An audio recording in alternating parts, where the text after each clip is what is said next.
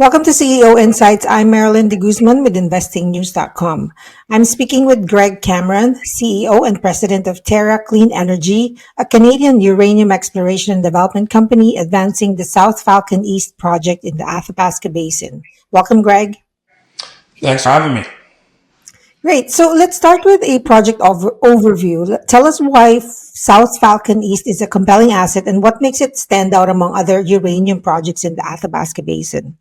Okay, well, first off, South Falcon East is in a great jurisdiction in Saskatchewan, Canada, which is the premier destination for uranium exploration and mining in the world, in my opinion. South Falcon is an asset that's had a significant amount of exploration done to it, dating back to early 2000s by JNR Resources, Denison, and the latest being Sky Harbor.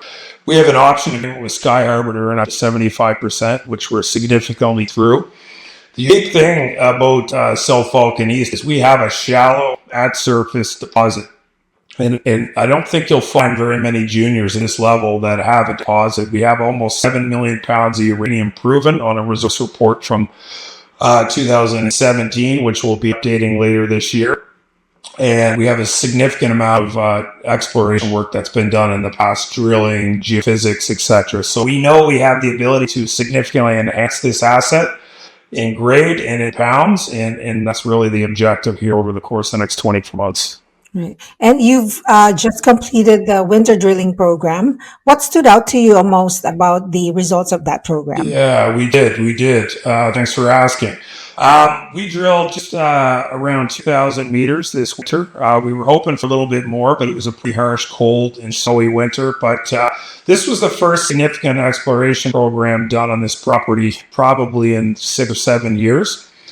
And our VP of Exploration, Trevor Perkins, who has a significant amount of experience in the basin, over 20 years and 3 discoveries to his name, had a thesis that, the east side of his property and drilling a little deeper towards the basement would unlock higher grade potential. And that's exactly what we found. We drilled 7 holes this winter, as I mentioned, just a tad under 2,000 meters.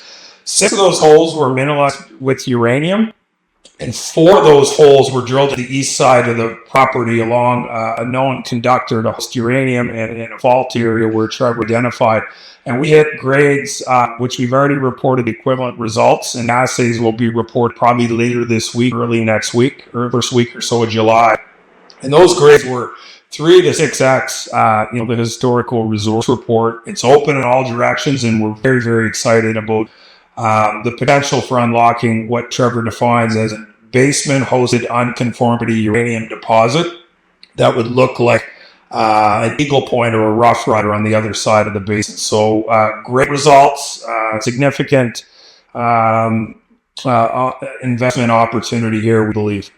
And is that on the one target? I believe you're focusing on the Falcon B target? Yes, that's right. That is Falcon B. This property, I should mention, is around 12,000 hectares, so a decent-sized property.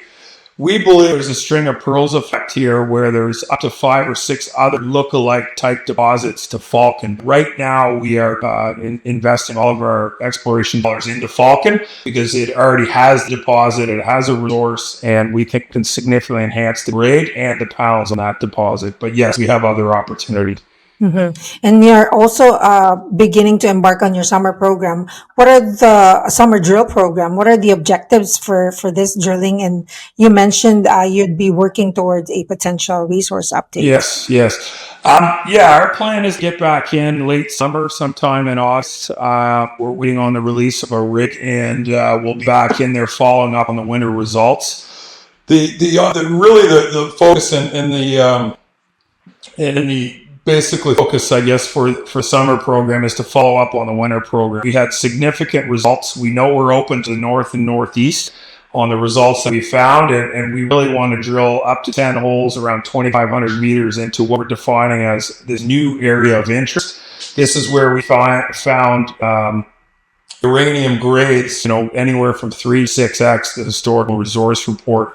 And Trevor believes we have checked a lot of the boxes for, possibly finding what we're defining as a basement-hosted unconformity uranium deposit, which would have significantly higher grade potential than the historical resource. So we'll get in there in August and we'll drill up 10 holes and hopefully, we can, find exactly what Trevor's to find. Talking about sort of more of a macro trend, uranium spot prices have seen a decline this year compared to where they were a year ago. How has that impacted investments in the uranium exploration and specifically in your projects? What you've seen? Yeah, you're absolutely right. Uranium, I think last December 2024 was around $80 spot. Actually, it's ticked there right around there in the last 24 hours. So it's come back. It was a quieter period through the winter, but we were fully funded, so it didn't slow us down. We were drilling and reporting results and doing our work. But I think there's, a real investment opportunity now in uranium. There was a couple, I guess, what I call perceived overhangs on the market. First off, the Sprott Uranium Trust, which buys physical uranium on the spot market, was requiring financing. There was a rumor that possibly they may have to sell some of their pounds in order to continue to finance that operation. They recently raised over $200 million with Canaccord Genuity and have basically indicated that they plan to buy 2 to 3 million pounds of spot uranium. I think we took about a 6 or 7% move on the spot price just on that announcement several weeks ago. On top of that, you've seen, some legislation in the U.S. which is thought to significantly enhance the demand side of uranium. But those factors, AI, electrification, all these things that are driving the investment thesis for uranium, they're really the smaller area here. The real driver of uranium demand is the U.S. utilities, and we haven't seen them in the market in quite some time. And there is a thesis that there is some significant opportunity, significant demand coming, this summer, and I think you'll see uranium spot continue to firm up. And as it does, it makes projects like ours, the smaller, more speculative type uranium plays that much more interesting. So, we're quite excited to see these developments in the overall market. It's interesting, Canada as the largest uranium supplier in the world, but domestically also, uranium is a critical mineral in Canada. And the new Bill C5, speaking of legislation, the Building Canada Act, which received royal assent just last month. That's right. Do you think this would entice more investment toward critical minerals projects in Canada, such as your project? It definitely can't hurt. It just adds to the environment. I mean, Canada is known worldwide as a very good place to do business. We have rule of law. We have fine mining laws. Saskatchewan, in and of itself, is a great jurisdiction. So Bill C5 and other bills like it can only just really help us on the world stage, bring investment capital and dollars in here to develop what I believe is world-class resource. Speaking specifically about the Athabasca Basin in Saskatchewan, there's no doubt. I don't think there's really any other way we can continue to decarbonize, which is really a priority of a lot of governments around the world. Uranium is really the driver for energy. It's clean, it's safe, it's well known, and you're starting to see that governments are coming back to it, Germany, US, etc. So it's exciting times, and we believe firmly that we're going to have to see new opportunities, new mines, a lot more exploration in order to fill the demand gap that's really there for today. Yeah, and then that gap between the demand, the realization among investors of how critical this is, would that translate to actual, more investments into the sector? Yeah, I really do believe you're really seeing the beginning of quite a bull run here in uranium, really dating back to early 2000s. We haven't seen anything like this. The setup is really there. I think projects like ours that are smaller in nature are going to find a lot more funding, and we're already seeing it. I mean, we've had inbound calls.